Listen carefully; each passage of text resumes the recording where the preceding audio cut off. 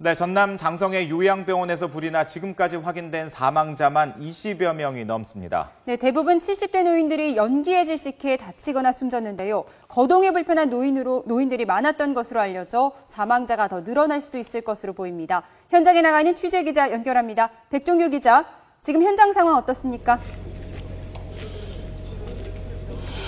네, 지금은 불이 완전히 꺼지고 소방당국이 화재 원인을 조사하고 있습니다. 제 옆을 건물을 보시면 그 건물 벽면이 새까맣게 타오른 것을 보실 수 있을 텐데요. 실외가 많이 타지는 않았지만 불이 났을 당시 연기가 많이 났을 것으로 보입니다. 불이 난 건 오늘 새벽 0시 27분쯤입니다. 큰 불길이 20여 분 만에 잡혔지만 많은 사망자가 나왔습니다. 불이 나자 거동이 불편한 노인 20여 명이 몸을 피하지 못하고 숨진 것입니다. 소방본부가 파악한 바에 의하면 지금까지 확인된 사망자는 21명입니다. 요양병원에서 불이 시작된 곳은 2층짜리 요양병원 신관 건물입니다. 불이 났을 당시 신관에는 환자 70여 명이 잠을 자고 있었던 것으로 알려졌습니다. 불이 나자 1층에 있던 일부 환자와 간호사가 빠져나가기도 했지만 병원 안에 있던 대다수가 바로 빠져나오지 못한 것으로 알려졌습니다.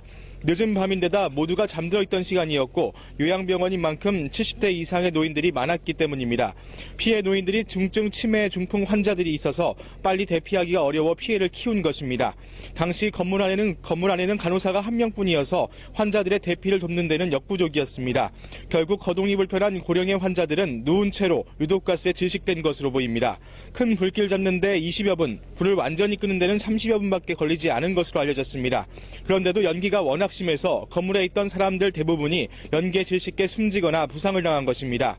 숨진 사람들도 모두 연기를 들이마신 게 원인이 됐습니다.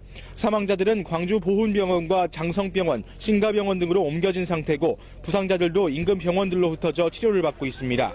소방당국은 병원에 이송된 사람들 가운데 중상자가 6명에 달해 사망자가 늘어날 가능성도 배제할 수 없다고 밝혔습니다. 아직 정확한 화재 원인은 밝혀지지 않았습니다.